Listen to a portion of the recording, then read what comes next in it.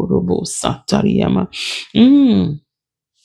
Bienvenue à Coup de cœur matinal. Je suis très heureuse, encore une fois, ce matin, de nous retrouver à l'aube d'un nouveau jour. Nous rendons grâce au Seigneur, nous rendons grâce au Saint-Esprit de Dieu. On est heureux de savoir que le Seigneur n'a pas encore dit son dernier mot. Alors, tout ce qu'on peut dire, c'est merci Seigneur pour ce matin. Là où tu es, je ne sais pas comment tu as commencé cette matinée, comment tu commences ces nouveaux mois. C'est un nouveau mois qui commence. Alors, je sais pas dans quelle attitude, mais moi, je t'inviterai de commencer ces mois en action de grâce. Tu sais, parfois, on se focalise trop sur les choses qu'on n'a pas, alors que nous avons des choses qui sont aussi des sujets de prière des autres personnes. Est-ce que vous savez ça? Tu as peut-être la santé, mais tu es après le mariage. Mais il y a quelqu'un qui est probablement dans le mariage ou même pas dans le mariage, mais qui est à la recherche de la bonne santé. Mais parce que tu as la santé avec toi, tu es en bonne santé, tu trouves ça normal. Pour toi, c'est comme acquis. Tu ne vois pas qu'il y a un défi dans ce sens-là. Mais c'est un sujet de prière pour quelqu'un d'autre. Rien que d'être debout, avoir ses deux pieds, il y en a qui en ont perdu, qui n'en ont pas. C'est aussi un sujet d'action de grâce. Donc, arrêtons de rester concentrés sur ce que le Seigneur n'a pas encore accompli. Dans tous les cas, Dieu a tout accompli. Christ a tout accompli à la croix. Ce que tu n'as pas encore vu, ce n'est pas parce que ce n'est pas encore accompli. C'est tout simplement que c'est pas encore manifesté dans ta vie. Ben, l'accomplissement, lui, c'est déjà fait.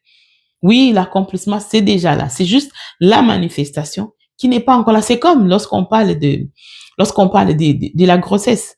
Est-ce qu'on peut dire que l'enfant n'existe pas? L'enfant est déjà là.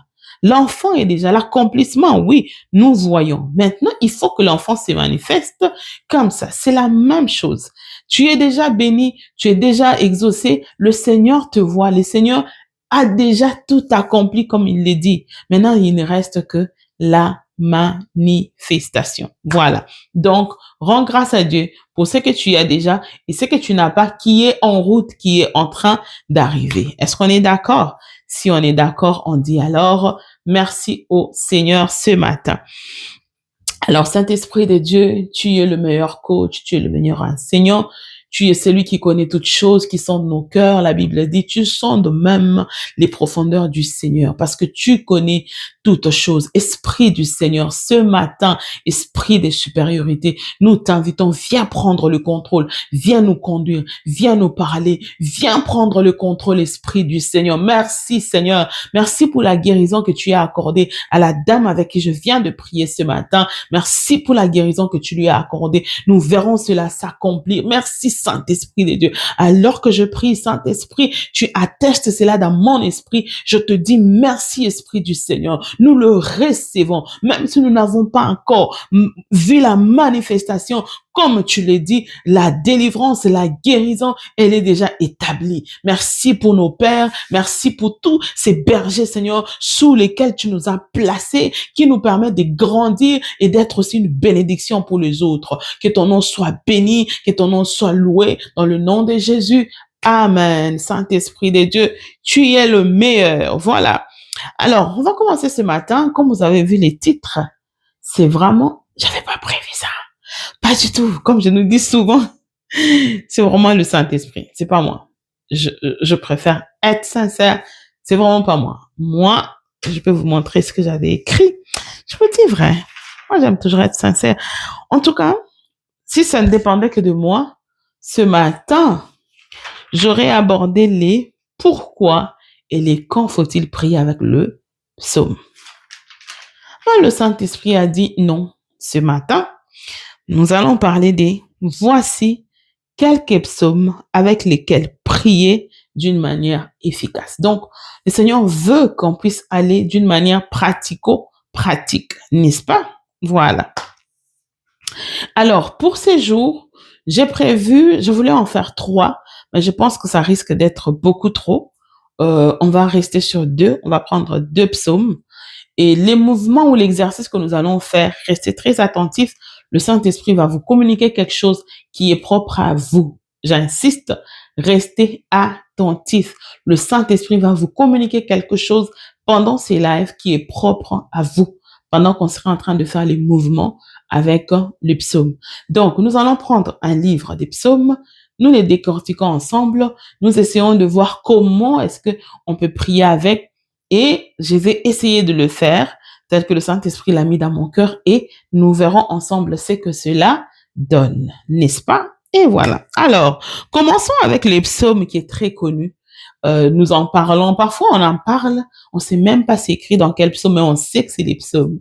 Je parle bien du psaume 139, où là, le roi David est en train de dire au Seigneur, sonde mon cœur, oh Dieu, connais mon cœur, connais mes pensées. En fait, il se livre au Seigneur pour que le Seigneur puisse venir que le Seigneur vienne voir son cœur, que le Seigneur vienne voir son cœur et tout.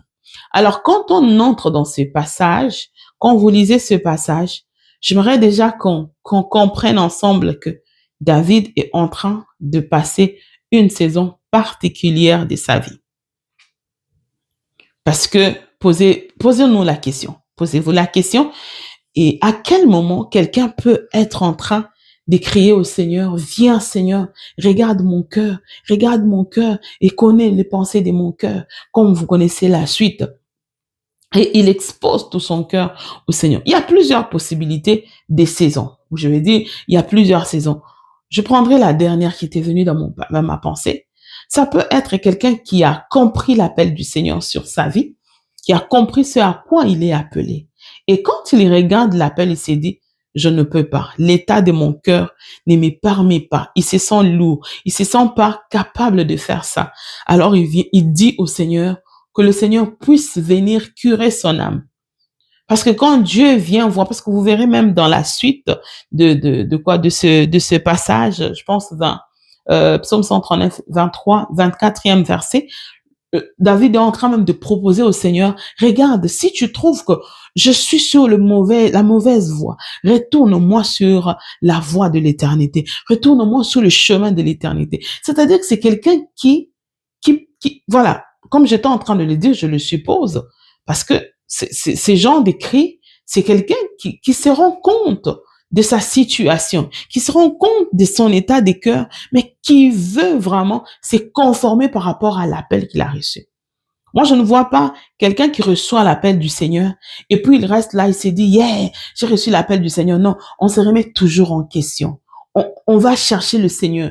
À des moments même, tu sens que même les plaisirs du monde, tu as les dégoûts, même la nourriture te dégoûte, même s'habiller proprement, tout te dégoûte en fait. Tu n'as qu'un seul plaisir pendant ces temps-là, que tu arrives un peu. C'est comme si quand Dieu vient et dépose la pensée de tu es appelé à ceci, voici ta mission, c'est comme si ça vient creuser un peu une fosse en toi qui laisse un trou vide, qui n'est pas comblé. Et ça te pousse cette fois-ci à continuer à chercher Dieu, à continuer à run après lui et tout. Et quand on se retrouve dans cet état-là, c'est là qu'on se pose des questions. Seigneur, viens. Pourquoi je te vois pas? Mais viens. Si ce sont mes péchés, Seigneur, pardonne-moi. Seigneur, regarde mon cœur. Seigneur, viens curer mon cœur. Avec comme objectif que je ne puisse pas manquer ça. Ça, c'est l'état de quelqu'un qui a répondu à l'appel. Ça peut être aussi quelqu'un qui a commis un péché lourd, qui a vraiment impacté jusqu'à sa santé mentale. Je peux prendre parfois les gens qui connaissent la situation de meurtre. Vous avez tué quelqu'un, même si c'était par self-défense. Ça va pas changer quoi que ce soit. C'est pas parce que je me suis défendu que cela va changer quoi que ce soit. Non, ça reste quand même dans votre, on va dire dans votre âme, les images vont vous revenir, quand bien même, comme on le disait, c'est vraiment les self-défense. Oui, mais au-delà de ça, ça vous pèse en fait, ça vous pèse. Et ces genres de situations, c'est que prenons le contexte de David à l'époque, il faut les holocaustes et tout pour aller demander pardon au Seigneur. Quand quelqu'un se retrouve dans une situation comme ça, même les holocaustes, tout ce qu'on fait là, il aura comme l'impression que ça ne suffit pas. Ça suffit pas parce que cette situation-là, ce que j'ai fait est tellement lourd. Alors, c'est là que ça peut pousser quelqu'un à dire, Seigneur, viens. Viens connaître mon cœur. Viens sonder mon cœur. Seigneur, viens. En fait, l'idée ici, c'est viens curer tout ce qui m'a éloigné de ta voie et ramène-moi sur ta voie. Il est sûr que ça va pas. Il y a quelque chose qui ne va pas en moi. Il est sûr que ça va pas. C'est aussi les cris du genre, j'ai lutté avec la pornographie, j'ai lutté avec l'insoumission, j'ai lutté avec la désobéissance, j'ai lutté avec les calomnies, j'ai lutté avec toutes sortes d'esprits, j'y arrive pas. Il y a probablement quelque chose. Seigneur, viens s'il te plaît. Seigneur, viens s'il te plaît. C'est peut-être ton cas en ce moment. Tu as tellement lutté, tu as tellement lutté, tu as tellement lutté. Et tu te dis, je ne sais pas, qu'est-ce que je dois faire? J'ai prié et tout, et c'est là. Ça veut dire que il faut maintenant qu'il y ait une autre étape. Seigneur, viens.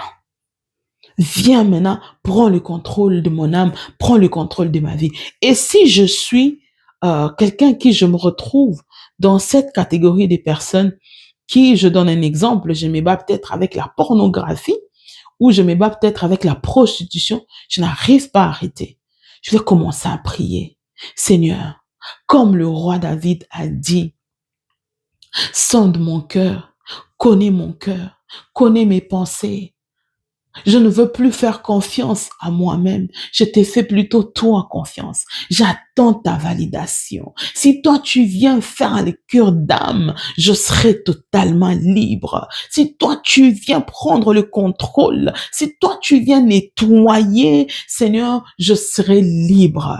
Par mes efforts, j'ai tenté, j'ai essayé, j'ai échoué. Alors me voici. Je m'abandonne. Je te donne mon cœur. Viens. Je sais, Seigneur, que par mes attitudes, par ceci ou par cela, mon cœur est rempli. Mon cœur n'est plus, Seigneur, comme il devait être. Alors viens par ta grâce. Viens curer mon âme. Viens curer mon âme et ramène mon âme sur le chemin de la vérité qui est Jésus-Christ. Ramène-moi sur le chemin de l'éternité qui est le salut qui va m'amener jusqu'à Christ dans le nom puissant de Jésus. Là, c'est un cri de quelqu'un qui cherche le Seigneur, qui soupire après Dieu, parce que les choses autour de lui ne vont pas. Ça veut dire que je me sens faible en fait. Je me sens faible, je sens que j'ai du mal à prendre les dessus sur la chair. J'ai du mal à prendre les dessus sur mon âme. Mon âme se sent un peu comme abandonné, comme seul, il n'a pas la force. Et là, je vais prier comme David. Le Seigneur entendra les sons de quelqu'un qui vient s'abandonner, de quelqu'un qui vient se jeter à ses pieds, qui dit, fais de moi ce que tu veux. Vous voyez comment on est en train de décortiquer? Là, j'ai donné 3 différentes situations dans lesquelles quelqu'un peut se retrouver et crier avec avec ses psaumes 139 du roi David. Pour gagner du temps, comme j'étais en train de dire, nous allons voir un autre psaume que j'aime beaucoup, en tout cas que j'aime beaucoup, c'est très important, c'est psaume, c'est les psaumes 103, où David est en train de parler à son âme. Mon âme bénit l'Éternel. On connaît tous ces beaux, on va dire, ces beaux chants de David qui parlent à son âme, qui rappellent à son âme ceci et cela. Et vous savez, si vous allez lire les psaumes 103, vous allez être émerveillés. Si vous ne l'avez jamais lu, en tout cas pour ce matin, je ne sais pas si vous êtes au travail, je ne sais pas si vous êtes chez vous à la maison, je ne sais pas, trouvez du temps, lisez, regardez comment le roi David est en train d'énumérer. Il rappelle en fait à son âme ce que Dieu est capable de faire, ce que Dieu a toujours fait. Il est en train de, en fait, c'est comme il est en train de se prêcher lui-même. C'est tellement beau. En fait, comment je veux dire, ce psaume, c'est un psaume je veux dire, c'est un psaume, c'est un chant qui, vous parlez à vous-même et vous vous fortifiez, vous prêchez. C'est comme si je prends Wivine, je la dépose là et je commence à parler à Wivine. Je me représente Wivine dans ma tête, je commence à dire à Wivine, Wivine, n'oublie pas les bienfaits de Dieu. Souviens-toi de ce que Dieu a fait. Mais moi, je vous dis, moi, je fais ça souvent.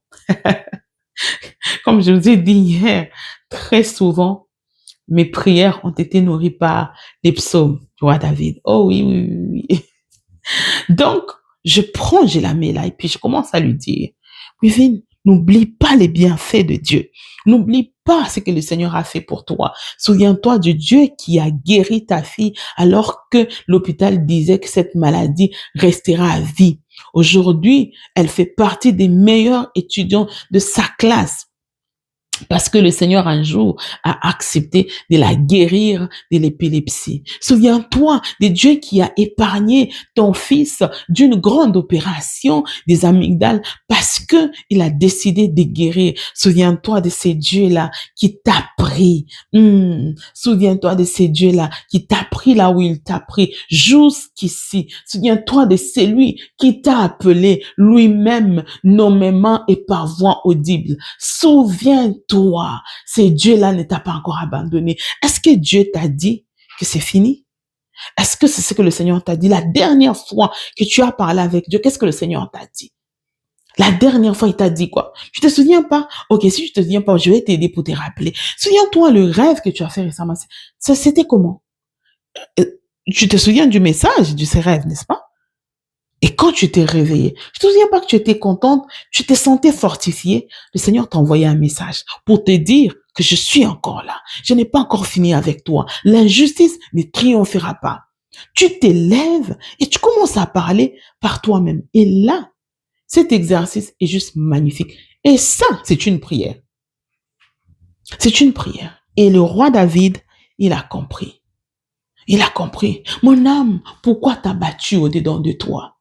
C'est-à-dire qu'il est tellement accablé des choses que oui, il y a des raisons parfois pour pleurer. Il y a des raisons parfois, tu te dis ça je ne peux que pleurer. Mais au lieu de pleurer, je préfère hein, dire à mon âme ce que le Seigneur a toujours fait. Rappeler à mon âme que le moment où c'était compliqué, le moment où tu te disais là, je vais y passer, Dieu a étendu sa main. Et il a étendu non seulement sa main, mais il t'a rappelé. Je t'ai pas encore dit que je vais te rappeler. Souviens-toi, tu as une alliance avec le Seigneur. Souviens-toi, tes parents ont prié. Souviens-toi des alliances de tes parents. Souviens-toi des sacrifices, des offrandes qu'ont fait tes parents. Je peux pas laisser l'ennemi triompher sur toi. Et là, vous allez sortir de la présence de Dieu différemment, je vous dis. Parce que vous connaissez.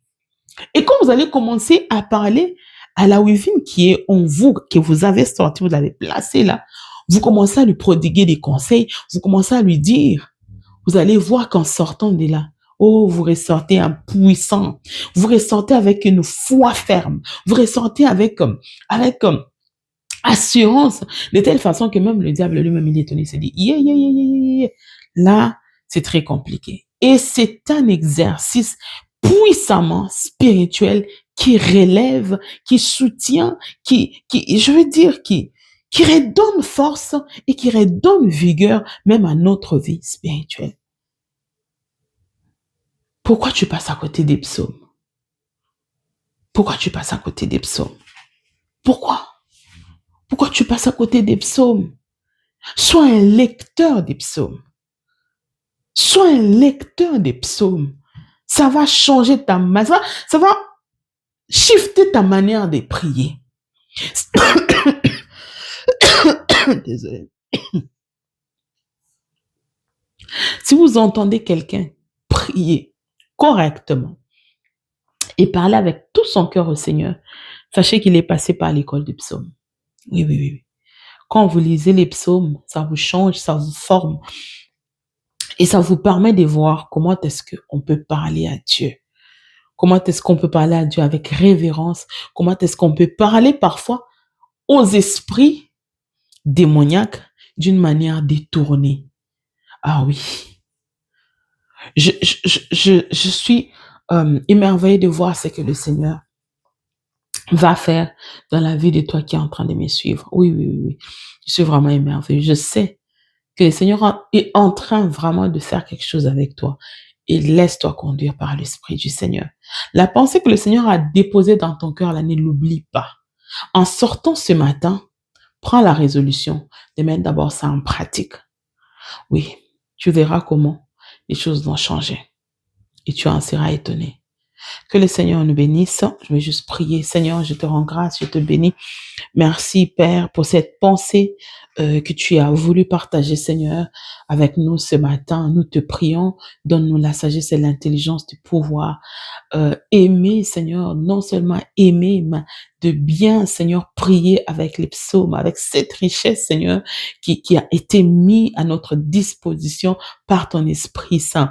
Merci, Seigneur Jésus, pour les personnes qui ont pris le temps de sélectionner chacun de ces livres des psaumes. Merci au Saint-Esprit qui les a conduits, qui a conduit leurs mains afin que ces choses soient faites d'une manière excellente.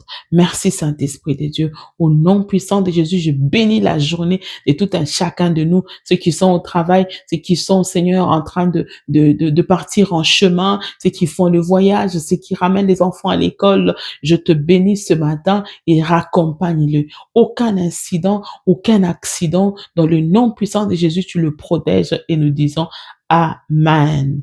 Que le Seigneur nous bénisse et on se retrouve demain matin par la grâce du Seigneur. Allez, bye bye.